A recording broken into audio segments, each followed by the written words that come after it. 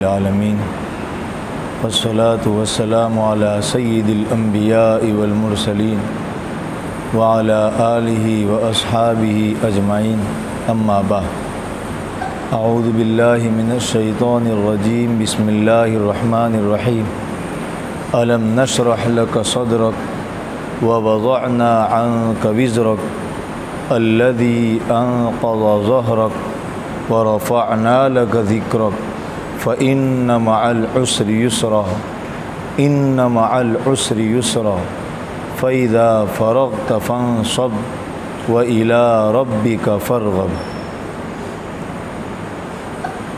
صدق اللہ العظیم وصدق رسولہ النبی الکریم ونحن على ذلك لمن الشاہدین والشاکرین۔ سورہ الم نشرح کا مذاکرہ چل رہا تھا، جو ان صورتوں میں سے ہیں جو نمازوں میں پڑھی جاتی ہیں۔ اس صورت کا ایک حصہ بیان ہو گیا تھا، میں 4-5 منٹ میں یا اس سے بھی کم وقت میں اس کو دہرا دوں تاکہ وہ ذرا تازہ ہو جائیں اور اس کا ربط اس کے مابعد کے ساتھ آسان ہو۔ اللہ تعالیٰ نے اس صورت میں فرمایا الم نشرح لک صدرک، پیغمبر کیا ہم نے آپ کے لیے آپ کا سینہ نہیں کھولا؟ اس کی وضاحت گزشتہ ہفتے ہو چکی تھی۔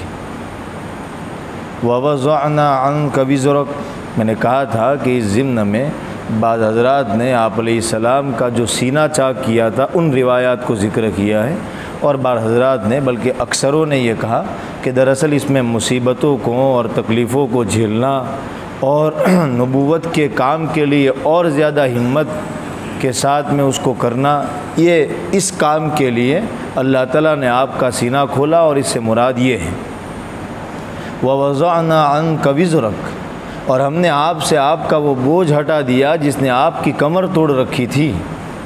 ظاہر بات ہے آپ پر وحی ہوتی تھی تو آپ پر اتنا سارا بوجھ تھا، اور بھی بار نبوت کوئی آسان نہیں ہے۔ الذی انقض ظہرک، جس نے آپ کی پشت توڑ دی تھی۔ اور تیسری بات نبی علیہ السلام کے ساتھ اللہ تعالیٰ نے یہ ذکر فرمائی وَرَفَعْنَا لَكَ ذِكْرَكَ، پیغمبر ہم نے آپ کی شان بلند کر دی۔ اذان میں دیکھیے اللہ تعالیٰ کے ساتھ نبی علیہ السلام کا نام لیا جا رہا ہے،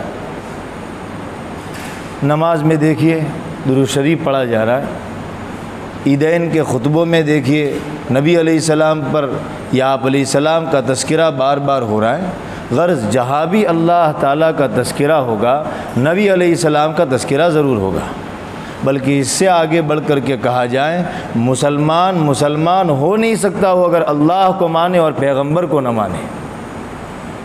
وَرَفَعْنَا لَكَ ذِكْرَكَ، ہم نے آپ کی شان بڑھا دی۔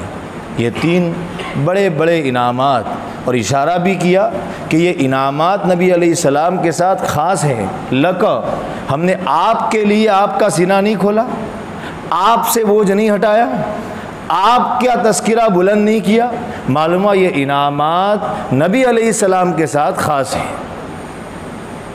اس کے بعد اللہ تعالیٰ نے کچھ اور ہدایات آپ علیہ السلام کو دی، بہت قابل توجہ ہدایات ہیں، اور میں سمجھتا ہوں دنیا کی ہزاروں کتابیں اٹھا کر دیکھا جائے، دنیا کی کتابیں مایوس کرنے والی ہے، اللہ کا کلام اپنے بندوں کو بہت زیادہ امید دینے والا ہے۔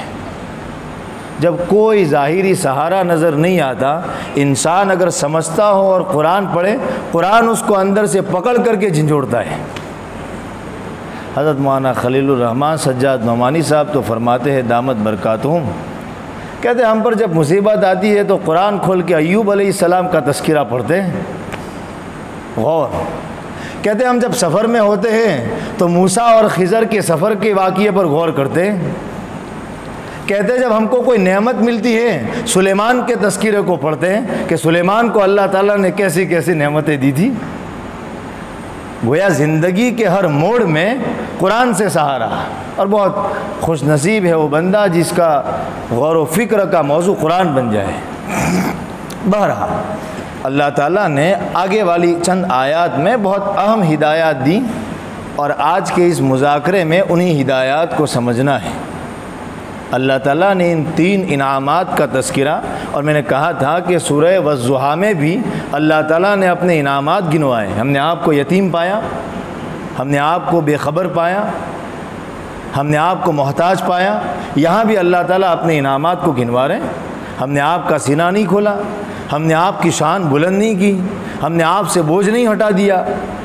اب اللہ تعالیٰ اگلی آیات میں نبی علیہ السلام کو فرما رہے ہیں فَإِنَّ مَعَ الْعُسْرِ يُسْرًا، إِنَّ مَعَ الْعُسْرِ يُسْرًا۔ کتنی تسلی اللہ تعالیٰ اپنے پیغمبر کو دے رہے ہیں کہ اتنے انعامات گنانے کے باوجود نبی علیہ السلام کو جو تکلیفیں پہنچ رہی ہیں، ظاہر بات ہے نبوت کا کام آپ نے شروع فرمایا آسان نہیں تھا۔ پتھر مارے جا رہے ہیں، اوجھ ڈالی جا رہی ہیں، مذاق اڑا رہے ہیں، آپ کی بیٹیوں کو طلاق ہو رہی ہیں۔ تو ان سارے بوجھ کو ہلکا کرنے کے لیے اللہ تعالیٰ نے فرمایا فَإِنَّ مَعَ الْعُسْرِ يُسْرًا۔ ایک گویا یوں سمجھیے کہ ایک قاعدہ بیان کیا پیغمبر، بے شک یقیناً، یہ ترجمہ ہے آیت، فَإِنَّ ضرور، مَعَ الْعُسْرِ يُسْرًا، مشکل کے ساتھ آسانی ہے۔ پیغمبر ضرور، ابھی اگر آپ پر تکلیفیں آ رہی ہیں برداشت کیجئے، اس لیے کہ ہر تکلیف کے ساتھ آسانی ہے۔ اور اگلی آیت میں اور تسلی دی، اللہ اتنا فرماتے کافی تھا، ان مع العسر یسرا، بے شک تکلیف کے ساتھ آسانی ہے۔ تاکید در تاکید، ایک تو ان، بے شک، مع العسر یسرا، اہل علم جانتے ہیں خبر کو پہلے کیا گیا، مبتدا کو بعد میں کیا گیا، ترتیب بدل دی۔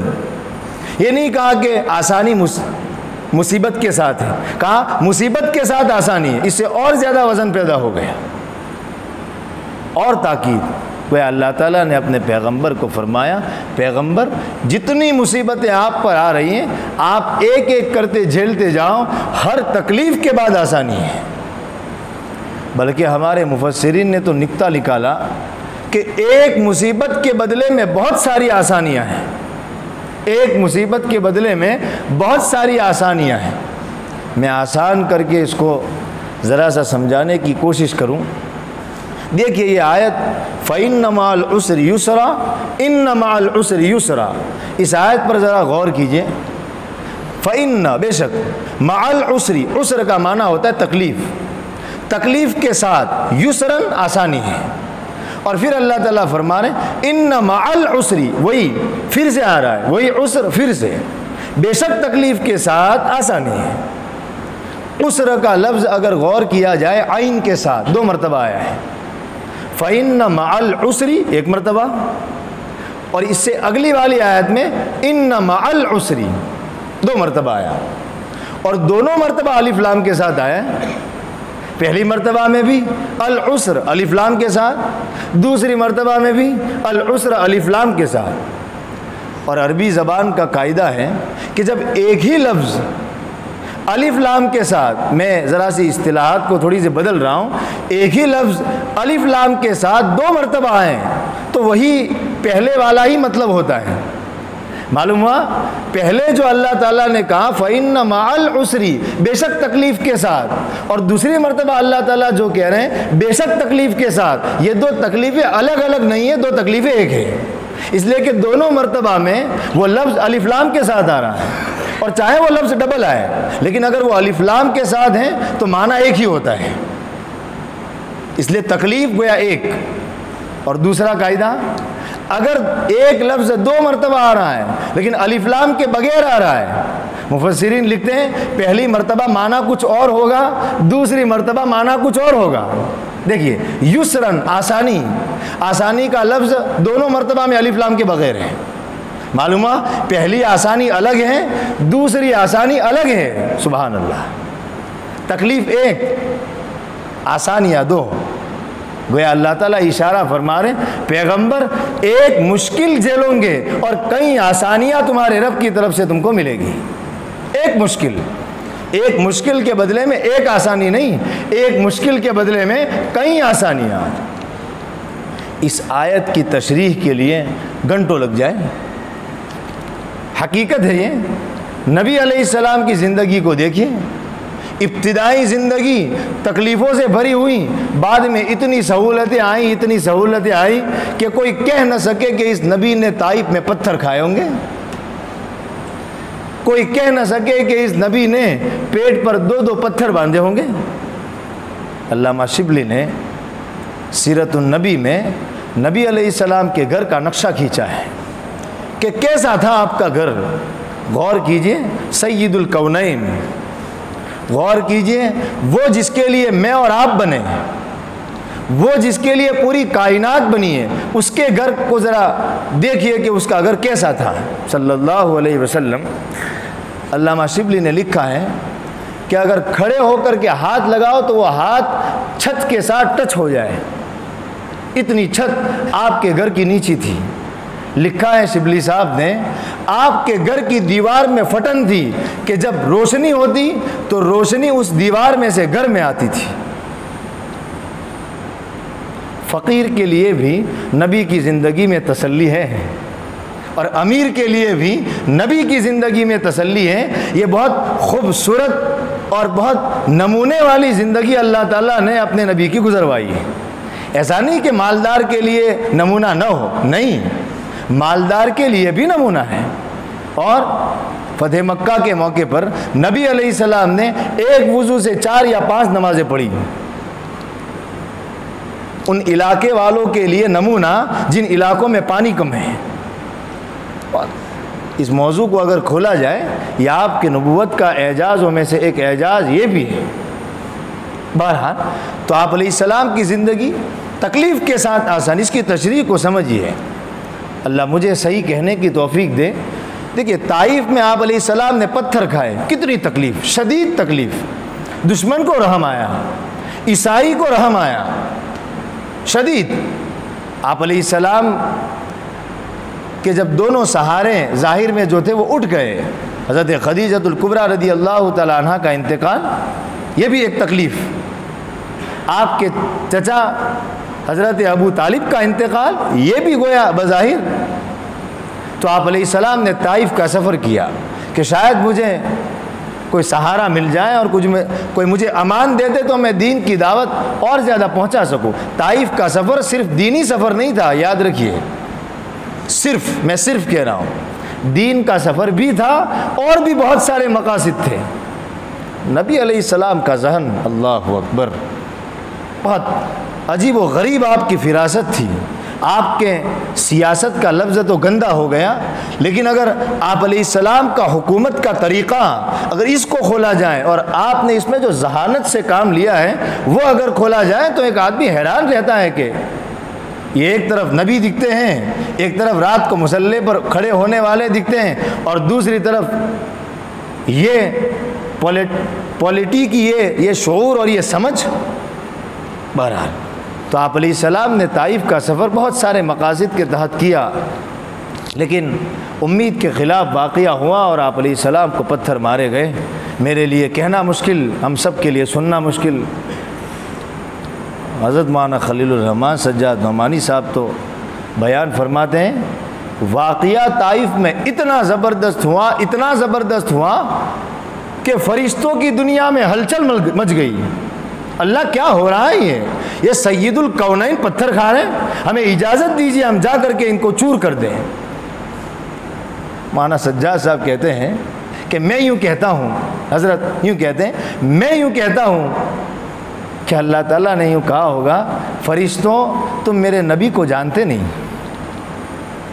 جاؤ، تمہاری اگر اتنی تمنا ہے تو جاؤ، لیکن ایک بات یاد رکھو، پوچھ لینا ذرا میرے نبی سے، کاروائی شروع کرنے سے پہلے میرے محمد سے پوچھ لینا، وہ اگر ہاں کہے تو کر لینا۔ مولانا خلیل الرحمن فرماتے ہیں کوئی دوسرا ایسا حکم نہیں ملتا جس میں اللہ تعالیٰ نے فرشتے کو حضور کی اجازت کا کہا ہو۔ فرشتے آئے کہ نہیں، میں تو رحمت للعالمین بنا کر کے بھیجا گیا ہوں۔ فرشتے بھی سمجھ گئے ہوں گے کہ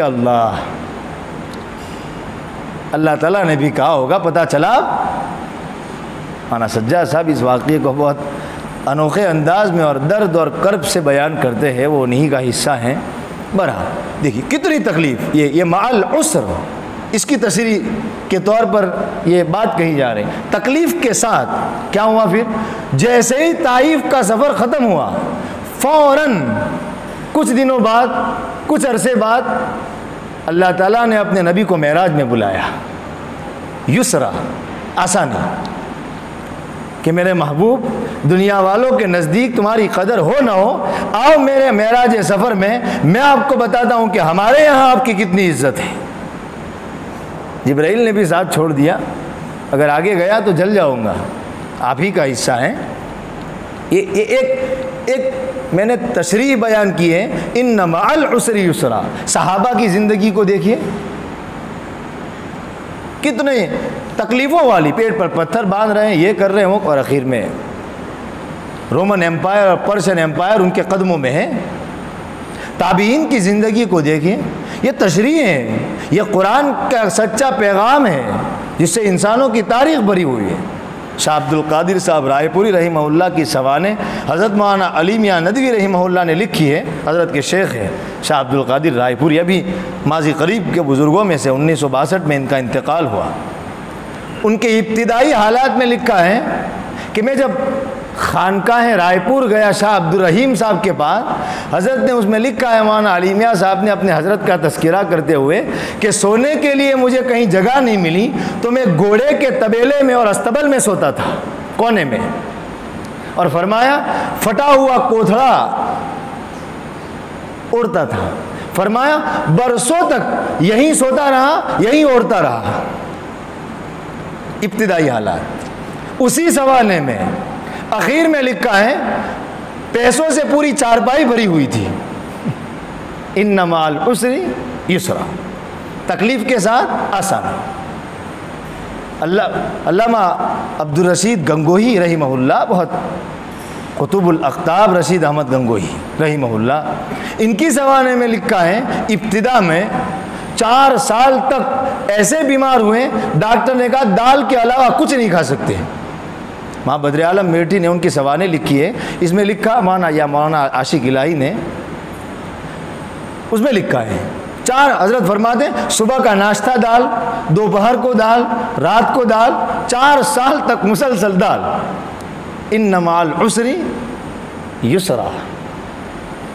اور ایک دو بزرگوں کی بات نہیں، ہر بزرگ کی سوانح اٹھا کر دیکھیے، ایسا معلوم ہوتا ہے اکثر کے یا تو والد کا انتقال ہو گیا ہے یا تو والدہ کا انتقال ہو گیا۔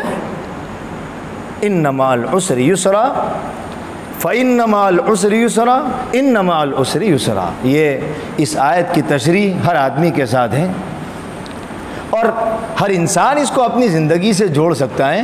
دنیا کی کوئی تکلیف ہمیشہ کی تکلیف نہیں ہے، تھوڑے وقت کی بات ہے۔ ترجمہ شیخ الہند میں لکھا ہے کہ اگر کوئی آدمی مصیبت پر صبر کرے، سچے دل سے اللہ پر بھروسہ کرے، ہر طرف سے ٹوٹ کر اللہ سے لو لگائے، تو اللہ اس کو نعمتوں سے نوازتے ہیں۔ مصیبت کے ساتھ آسانی ہے، مصیبت جس میں شکایت ہو اور جس میں واویلا ہو اور جس میں کفر بھی ہو، جس میں شرک بھی ہو، اس مصیبت کے ساتھ شاید اللہ کا وعدہ نہیں ہے۔ مصیبت بھی وہ مصیبت جس مصیبت میں اللہ کی طرف رجوع ہو۔ روایت میں نبی علیہ السلام نے فرمایا، اللہ فرماتے ہیں، یا نبی علیہ السلام کا یہ ارشاد گرامی ہے، اللہ فرماتے ہیں میرے بندے تکلیفوں میں مجھے یاد کر، راحتوں میں تجھے یاد کروں گا، یا راحتوں میں مجھے یاد کر، تکلیفوں میں تجھے یاد کروں گا۔ یہ سچے دل سے اللہ پر بھروسہ، اللہ کی طرف لو، اور اللہ کے ساتھ سب مخلوق سے کٹ کر کے جڑ جانا۔ کیا الفاظ فرمائے نبی علیہ، یا احد من لا، یا سند من لا سند لہ، ہائے اے وہ سہارے میرا جس کے علاوہ کوئی سہارا نہیں۔ نبی علیہ السلام کے الفاظ ہیں، یا سند من لا سند لہ، اے اس شخص کے سہارے جس کا سہارا تیرے علاوہ کوئی نہیں۔ ایک الفاظ یہ ہیں انقطع الرجاء الا من، اللہ ساری امیدیں ٹوٹ چکی مگر تجھ سے۔ یہ سب اسی کی تشریح ہے۔ طائف میں جب آپ کو پتھر مارے گئے، کیا الفاظ سے آپ نے دعا کی؟ اللہم الیک اشکو، اللہ آپ ہی سے شکایت کرتا ہوں۔ کتنے پیارے الفاظ ہیں۔ ضعف قوتی، میں کمزور ہوں، وقلت حیلتی، میرے پاس سامان نہیں ہے، وہوانی علی الناس، میری لوگوں میں کوئی اوقات نہیں ہے۔ اللہ، طائف کے بعد یہ الفاظ نبی علیہ السلام کی زبان سے نکل رہے۔ پھر مصیبت جب ایسی ہوتی ہے تو اس مصیبت کے ساتھ آسانی آ کر رہتی ہے۔ اب کوئی مصیبتوں میں شکایت کرتا پھرے اور پھر یہ چاہیں کہ اللہ تعالیٰ نے وعدہ کیا ہے فَإِنَّ مَعَ الْعُسْرِ يُسْرًا، کہاں ہے آسانی؟ مصیبت بھی سنت طریقے پر مصیبت ہو، آسانی بھی وہی ملے گی۔ پھر یہ فَإِنَّ مَعَ الْعُسْرِ يُسْرًا، ایسی مصیبت کوئی۔ اور پھر دوسری بات کہ آسانی بھی میں کس کو سمجھتا ہوں؟ میں بنگلے کو آسانی سمجھتا ہوں تو میرے ذہن میں آئے گا کہ مطلب اس کے پاس پہلے بنگلہ نہیں تھا، بنگلہ آنا چاہیے تو یہ آسانی ہے۔ یہ قرآن نہیں کہہ رہا، قرآن تو آسانی کہہ رہا ہے۔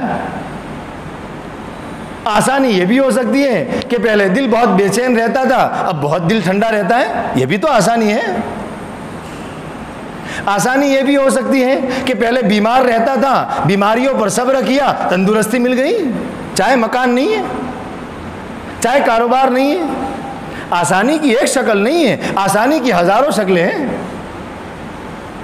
اب تندرست آدمی مالدار کو دیکھے کہ مجھے اس کے جیسے آسانی کیوں نہیں ملی؟ اللہ نے اس کی کوئی ذمہ داری نہیں لی۔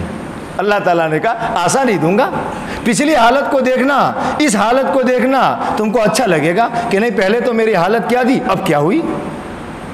یہ مطلب ہے آسانی کا مطلب بنگلے اور گاڑی اور مال اور دولت کے انبار لگ جانا نہیں ہے۔ یہ بھی ہو سکتا ہے، ایسے بھی بہت سارے واقعات ہیں، کھانے کو نہیں تھا، مرچڈیز لے کے گھوم رہے ہیں، یہ بھی ان مال یسرا ہے۔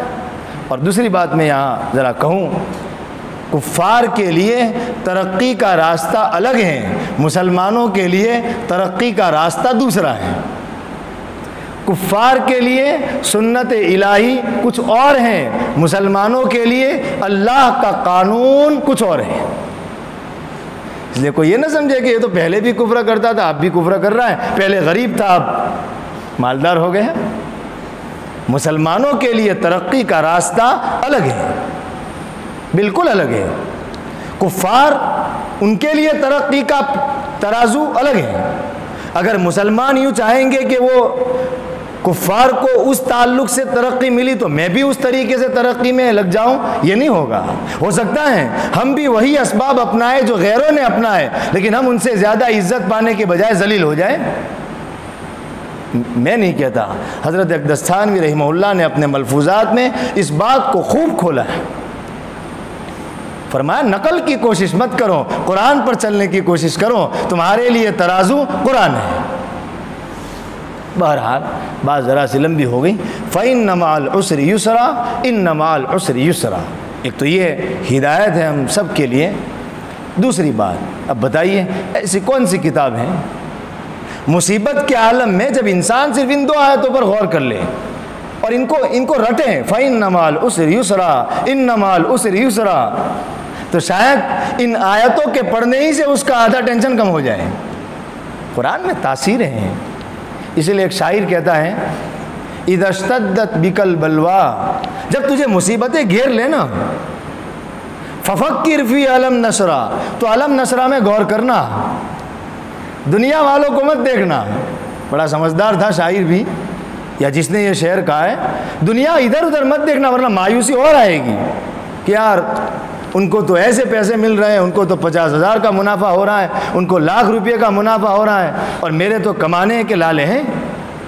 ففکر فی علم نشرہ، علم نشرہ بالکل ایسے جیسے ایک بچہ جب اس کو کوئی مصیبت آتی ہے، امی امی امی۔ قرآن کہہ رہا ہے بندو تم کو بھی مصیبت آئے اللہ کی پناہ میں آ جانا، ففکر فی علم نشرہ، غور کرنا علم نشرہ میں۔ کیوں؟ فعسر بین یسرین، اس لیے کہ مصیبت ایک ہے، آسانیاں دو ہیں۔ اذا ابصرتہ فافرح، جب تو غور کرے گا نا، شاعر کہتا ہے اور جب تو دل کی آنکھوں سے دیکھے گا ففرح تو خوش ہو جائے گا۔ بہرحال آگے اللہ تعالیٰ اب آگے کیا ہدایت دے رہے ہیں؟ آگے اللہ تعالیٰ اپنے نبی علیہ السلام کو ہدایت دے رہے ہیں، فَإِذَا فَرَغْتَ فَانْصَبْ وَإِلَىٰ رَبِّكَ فَارْغَب۔ اس میں بھی بہت چھوٹی کی ہدایات اللہ تعالیٰ نے اللہ کے نبی علیہ السلام کے واسطے سے ہم سب کو دی۔ فَإِذَا فَرَغْتَ، وہاں بھی کہا تھا یتیم کو آپ نہ جھڑکیے، وہاں بھی سورہ والضحیٰ میں بھی کرنے کے کچھ کام بتائے تھے، یہاں بھی آخر میں اللہ تعالیٰ اپنے پیغمبر کو کرنے کے کچھ کام بتا رہا ہے۔ فَإِذَا فَرَغْتَ فَانْصَبْ، پیغمبر جب آپ فارغ ہو جائے نا، اب غور کیجئے اللہ کے نبی علیہ السلام کی مشغولی کیا تھی؟ کمانا؟ بالکل نہیں۔ نبوت ملنے کے بعد تو آپ کی مشغولی یہ تھی دعوت و تبلیغ، نبوت ملنے کے بعد آپ کی مشغولی یہ تھی سب کو جا کر کے اللہ کا پیغام پہنچانا، نبوت ملنے کے بعد آپ کی مشغولی یہ تھی کہ لوگوں کو تعلیم دینا، لوگوں کو علم سکھانا، معاملات کے فیصلے کرنا، اللہ کی مخلوق کی خدمت کرنا، یہی سب کام تھے آپ کے۔ قرآن کہہ رہا ہے فَإِذَا فَرَغْتَ، پیغمبر جب آپ فارغ ہو جائیں نا ان کاموں سے، حالانکہ غور کیجئے یہ سب کے سب کام دینی ہے، کسی کو علم سکھانا دین کا کام، مخلوق کی خدمت کرنا دین کا کام، دعوت و تبلیغ کرنا دین کا کام، بہت اہم ہدایت اللہ مجھے احساس دے، بہت اہم ہدایت ہے۔ فَإِذَا فَرَغْتَ، جب آپ ان کاموں سے فارغ ہو جائیں نا، فَانْصَبْ، عبادت کے لیے کھڑے ہو جائیے، عبادت میں محنت کیجئے، عبادت کے لیے اپنے آپ کو تھکائیے، یہ سب ترجمے ہیں۔ فَانْصَبْ، کھڑے ہو جائیے، اور پھر وَإِلَىٰ رَبِّكَ فَارْغَب، اور اپنے رب کی طرف لو لگائیے، اپنے رب کی طرف دل لگائیے۔ رغبت کہا جاتا ہے کسی چیز کی دلچسپی کو، وَإِلَىٰ رَبِّكَ فَارْغَب، اپنے رب کی طرف لو لگائیے۔ یعنی جب آپ ان سب کاموں سے فارغ ہو جائیں تو اللہ کے حضور آ کر کے اب کھڑے ہو جائیں، اور پھر اللہ کے حضور آ کر کے اپنی ضرورتوں کو، امت کے لیے ہدایتوں کو، امت کے لیے دین کی نشو و نما کو، ان سب چیزوں کو آپ اپنے اللہ سے مانگیے، یہ ہدایت ہے۔ بہرحال ہمارے لیے اس آیت میں کیا پیغام ہے؟ مفتی شفیع صاحب نے ذکر کیا، دیکھیے عبادتیں دو قسم کی ہیں، ایک عبادت بالواسطہ، میں پڑھا رہا ہوں تو میں اللہ کی عبادت کر رہا ہوں لیکن بچوں کے واسطے سے کر رہا ہوں، میں دعوت و تبلیغ کا کام کر رہا ہوں لیکن دعوت کے ذریعے سے اللہ تعالیٰ کا کام کر رہا ہوں، اللہ تعالیٰ کی خوشنودی حاصل کر رہا ہوں، میں مخلوق کی خدمت کر رہا ہوں تو میں مخلوق کی خدمت کے ذریعے سے اللہ کی رضا حاصل کر رہا ہوں، بالواسطہ، اس میں واسطے ہیں۔ ایک عبادت تو یہ ہے، دوسری عبادت ہے ڈائریکٹ اپنا کنیکشن سیدھا اللہ سے، بیچ میں کوئی نہ ہو، بلا واسطہ۔ نماز بالواسطہ عبادت نہیں ہے، بلا واسطہ عبادت ہے، اس لیے کہ بندے اور رب کے درمیان کوئی نہیں۔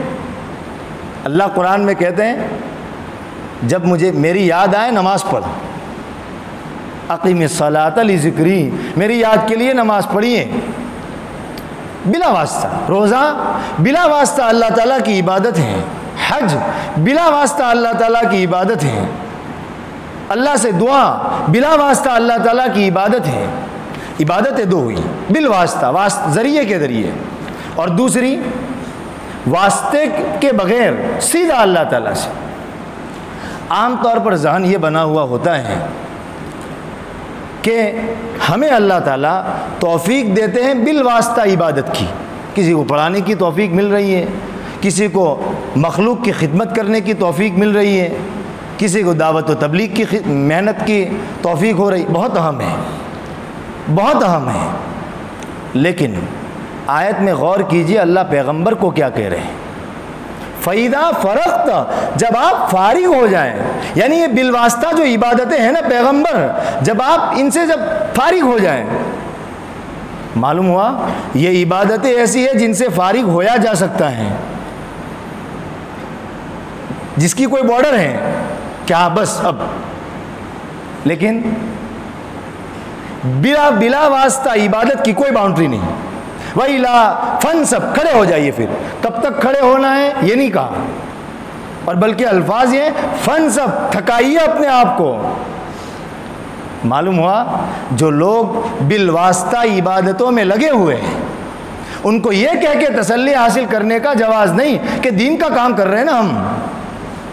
ہاں یقیناً دین کا کام ہے، یقیناً دین کا کام ہے، لیکن قرآن کی سوچ دیکھیے.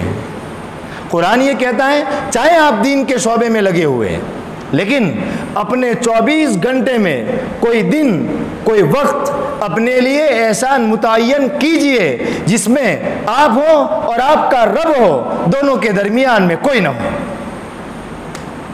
فَانْصَبْ، کھڑے ہو جائیے.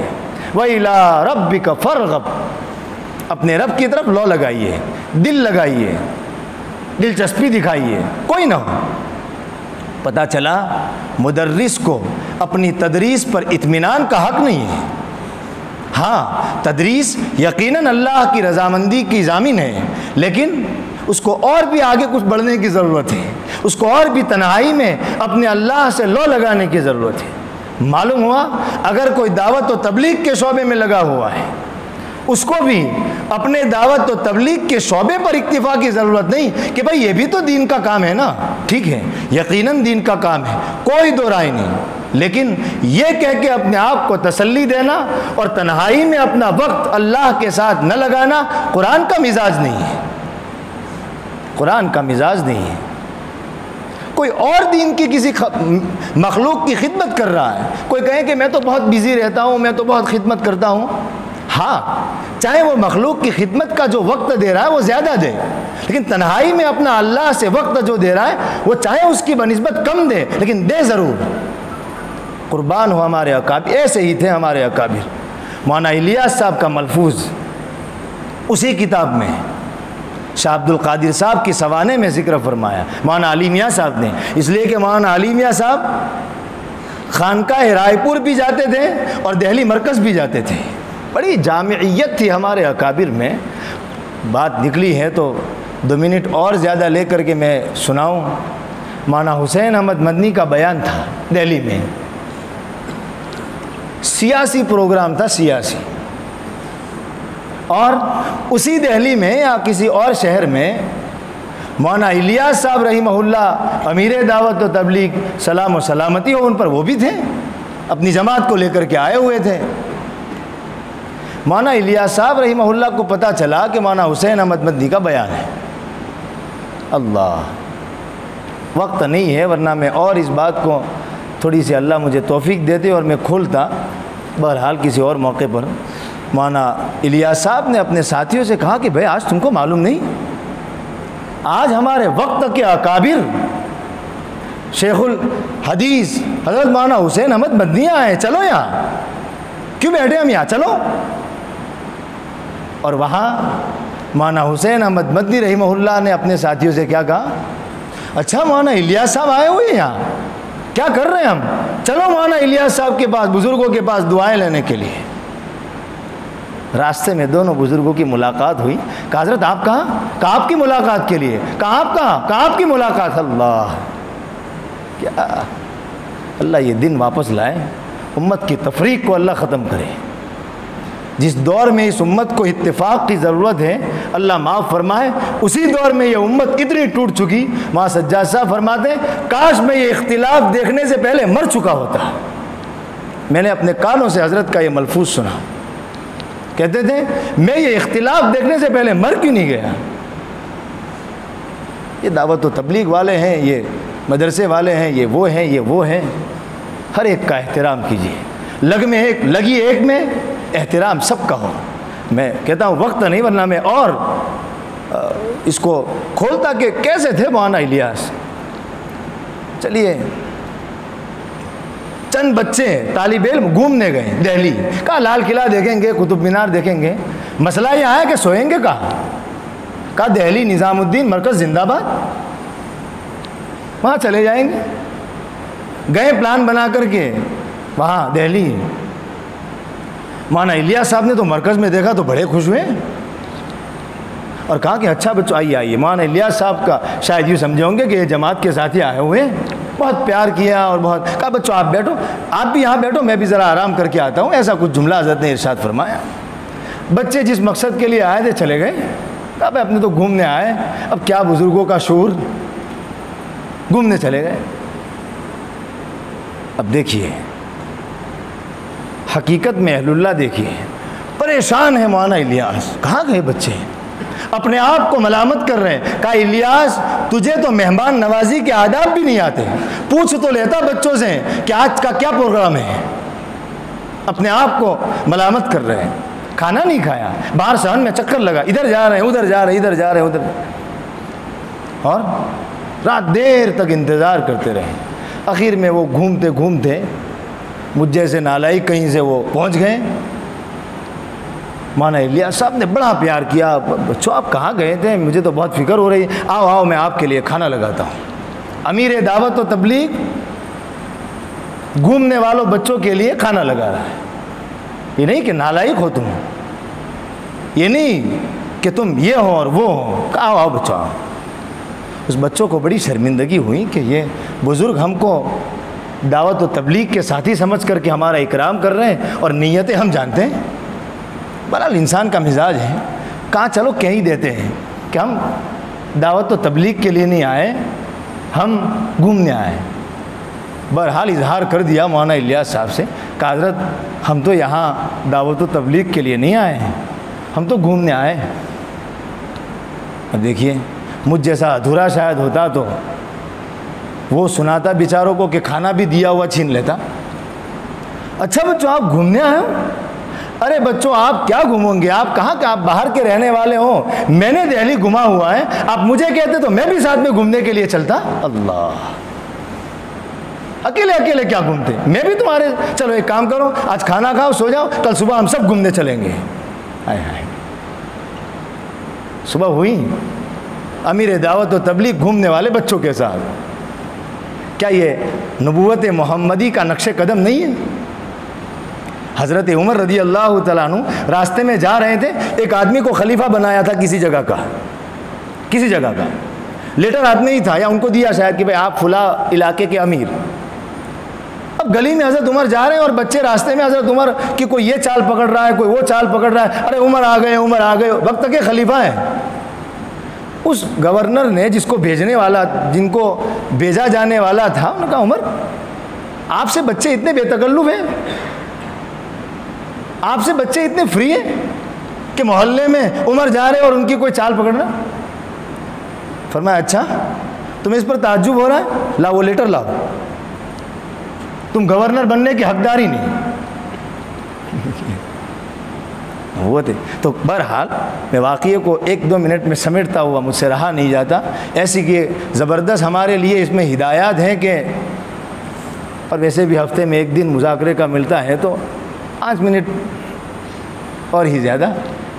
بہرحال گئے, بہت ساری سیکھنے کی چیزیں ہیں اس میں. گئے, اب گھوم رہے, یہ دکھایا وہ دکھایا, جامع مسجد دکھائی دہلی کی.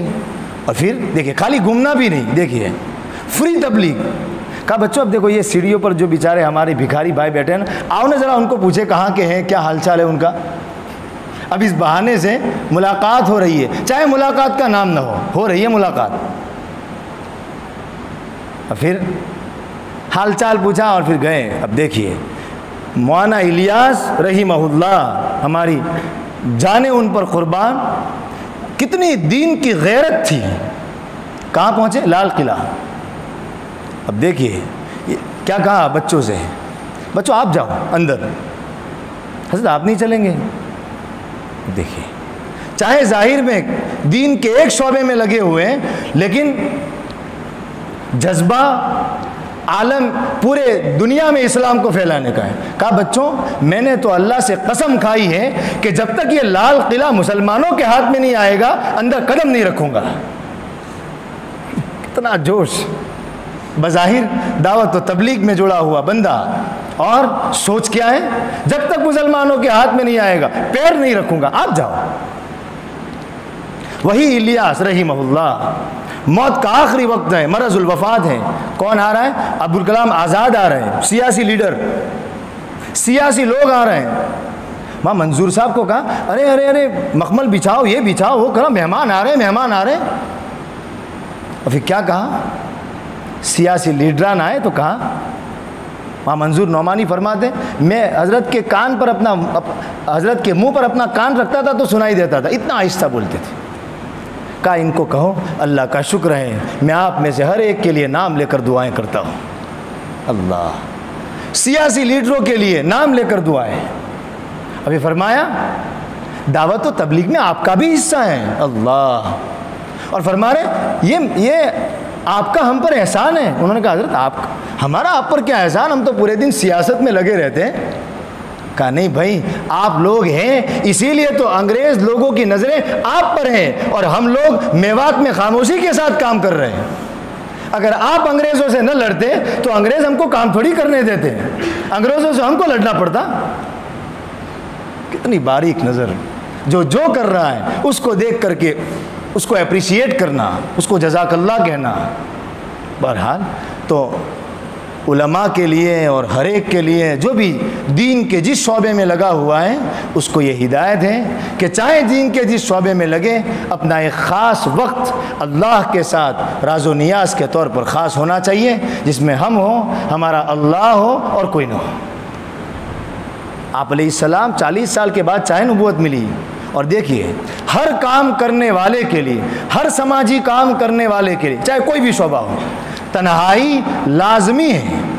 وہ سماجی کام میں پاور اسی تنہائی کی عبادتوں سے آئے گا. ماں طارق جمیل صاحب کے ہاتھ میں اتنی ہدایت کیوں ہے؟ فرماتے ہیں 1992 سے لے کر 2021 تک آج تک میری تہجد نہیں چھٹی. فرماتے ہیں 1982 سے لے کر کے آج تک قرآن کی تلاوت نہیں چھوٹی. وہاں سے لے کر کے آج تک فرمایا اللہ کا ذکر نہیں چھوٹا. ہم کو تو یہ دکھتا ہے کہ ان کے بیانات میں بڑی تاثیر ہے. ان کے بیانات میں تاثیر تنہائی کے آنسوؤں سے ہے. جس کے تنہائی کے آنسو نہیں، اس کی دعوت ہو یا اس کی تدریس ہو یا اس کی خدمت خلق ہو، اس میں جان نہیں. یہ نہیں کہ ان شعبوں کو چھوڑ دینا چاہیے، مطلب یہ ہے کہ ان شعبوں میں لگنے کے ساتھ چاہے 2 رکعت پڑھنے کا وقت ملے، چاہے 5 منٹ اللہ سے بات کرنے کا وقت ملے، لیکن کرنا چاہیے. یہ اللہ تعالیٰ نے، اللہ مجھے، میں بس مذاکرے کے طور پر کہہ رہا ہوں، اگر کوئی لفظ میری زبان سے نکل جائے گستاخی معاف، لیکن بس مذاکرے کے طور پر میں یہ باتیں کہنے کی کوشش کر رہا ہوں.